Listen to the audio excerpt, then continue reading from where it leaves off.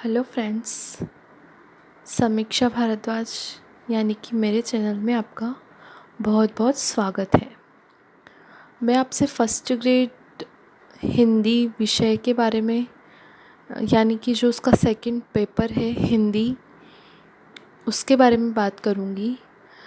तो मैं आपसे कहना चाहूँगी कि जैसे कि मैं खुद अभी एक स्टूडेंट हूँ और मैं अभी खुद एक स्ट्रेटेजी को फॉलो करने की कोशिश कर रही हूँ। मेरा ये मानना है कि क्यों ना मैं ये आप सबके साथ शेयर करते हुए करूँ, क्योंकि कुछ ऐसा है नहीं कि हमने पहले कुछ भी नहीं पढ़ा है। जो भी आप मेरे छोटे भाई बहन जो भी तैयारी कर रहे हैं वो पहले भी कई बार एग्ज़ाम दे चुके होंगे और हो सकता है कि ये उनका अब नेक्स्ट 2-3 बार वाला अटेम्प्ट हो या किसी का फर्स्ट हो। तो मैं आपके साथ ये शेयर करूँगी बिकॉज़ ये मेरा फर्स्ट अटेम्प्ट होगा। तो मुझे लगता है कि मैं आप लोगों के साथ मिलके ज़्यादातर अपनी तैयारी अच्छे से कर पाऊँगी और हो सकता है मुझे भी आप लोगों से कुछ हेल्प मिले और आप लोगों को भी मुझसे कुछ हेल्प मिले, क्योंकि मेरे पास मैंने हिंदी के नोट्स बने हुए हैं मेरे पास, क्योंकि मैंने कोचिंग क्लासेस जॉइन किया था। तो ऑलरेडी मेरे पास हिंदी के नोट्स हैं कंप्लीट। तो मैं वो आपको समझाऊंगी भी सही, मैं खुद भी समझूंगी और इस तरह हमारी जर्नी चलती रहेगी ताकि हम यानी पेपर आने तक अपनी पूरा सिलेबस कंप्लीट कर लें। तो मेरे पास अभी फर्स्ट ग्रेड का सिलेबस है जो कि आप देख पा रहे हैं। तो मैं आपको इसके बारे में एक बार बता देती हूँ कि ये जैसे सिलेबस है तो Rajasthan public service commission Ajmer द्वारा हमारा फर्स्ट ग्रेड का पेपर करवाया जाता है। जो इस सिलेबस में है हमें उसके अलावा अदर कुछ भी नहीं मिलेगा। फर्स्ट ग्रेड की एक ख़ास बात यही होती है कि हमें जो दिया जाता है ना पेपर, यानी जो सिलेबस दिया जाता है उससे ज़्यादा हमारे सिलेबस में कभी आता नहीं है। तो देखिए, ये पेपर होता है 300 नंबर का। इसमें क्वेश्चन आते हैं 150, जिसमें से 30 क्वेश्चन साइकोलॉजी के होते हैं यानी मनोविज्ञान के। तो वो हमारे इस पेपर में कोई मतलब हिंदी का टीचर उसे पढ़ाता नहीं है, वो हमें अपने हिसाब से ही पढ़ना पड़ेगा। तो मैं आपको बता देती हूँ, लेक्चरर बनने के बाद जो हमारी एक लाइफ होती है वह अलग ही लेवल की होती है। तो मैं खुद भी, ये मेरा ड्रीम है कि मैं भी एक लेक्चरर बनूं और आप सभी भी, मेरी ब्लेसिंग्स है कि आप सभी भी अपने अपने पद पर ज़रूर पहुँचें।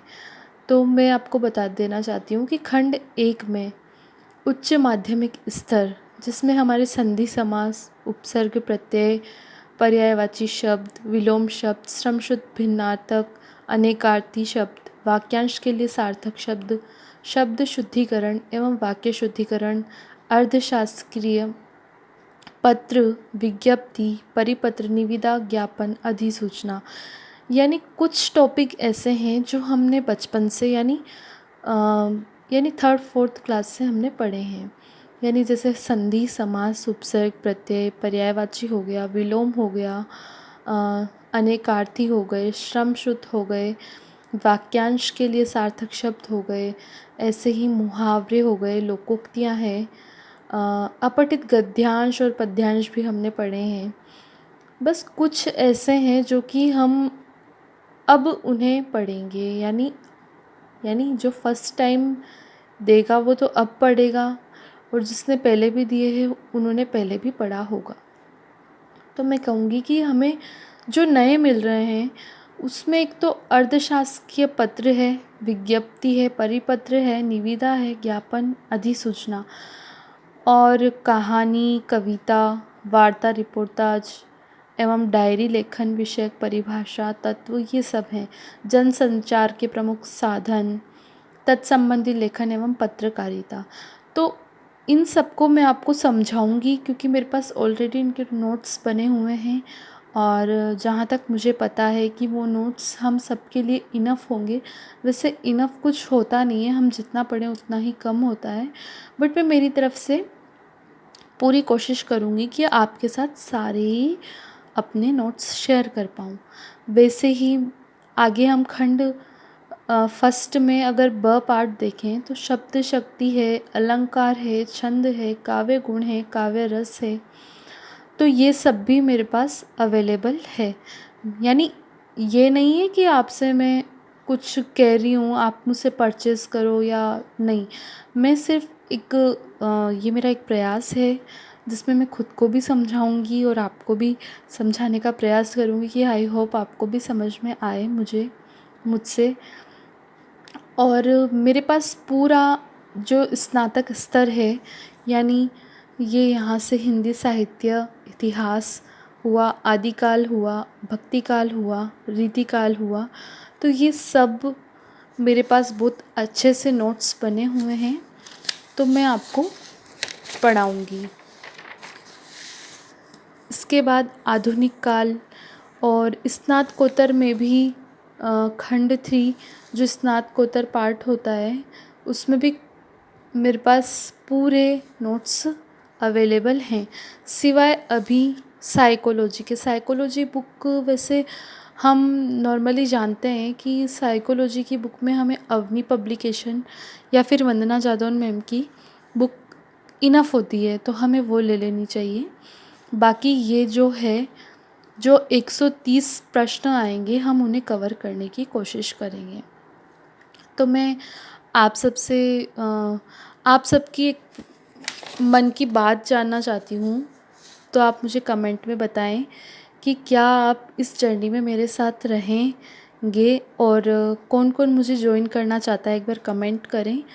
और अगर आपकी तरफ से जो मुझे प्रतिक्रियाएं अच्छी मिलती है तो हम जल्द ही इसे शुरुआत करेंगे, ताकि उससे आपको भी अच्छा मतलब एक हमारी एक गति लय बन जाए। यानी हम कहते हैं ना कि किसी काम को हम अकेले करते हैं उसमें हमें आलस्य मिलता है, बहुत ज़्यादा आलस आते हैं कि अरे नहीं अभी कर लेंगे, कल कर लेंगे, और एक हमें कोई साथी मिलता है तो उसके बाद हम एक बहुत अच्छे से उस चीज़ को बहुत ढंग से कर पाते हैं। तो मैं भी कहीं ना कहीं वो साथी आप लोगों में ढूंढ रही हूँ, और हो सकता है कि मैं भी आपकी एक अच्छी सी साथी बनकर हो सकता है हम हमारी इस परीक्षा को पास करें।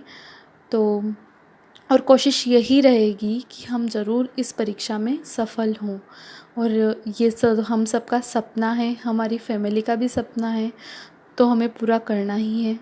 इसलिए आप लाइक और कमेंट के द्वारा बताएं कि आपको आप मुझे ज्वाइन कर रहे हैं या, ताकि मुझे जैसे जैसे आपका मैसेजेस या कमेंट्स आएंगे तो उसके अकॉर्डिंग हम एक एक टॉपिक को डेली कवर करेंगे, या एक टॉपिक के कई पार्ट्स को, यानी एक साथ तो हम, क्योंकि अभी एग्ज़ाम डेट कुछ फिक्स है नहीं, अभी वैकेंसी भी आई नहीं है, तो हम धीरे धीरे करके उसको यानी 4-5 महीनों में कवर करेंगे।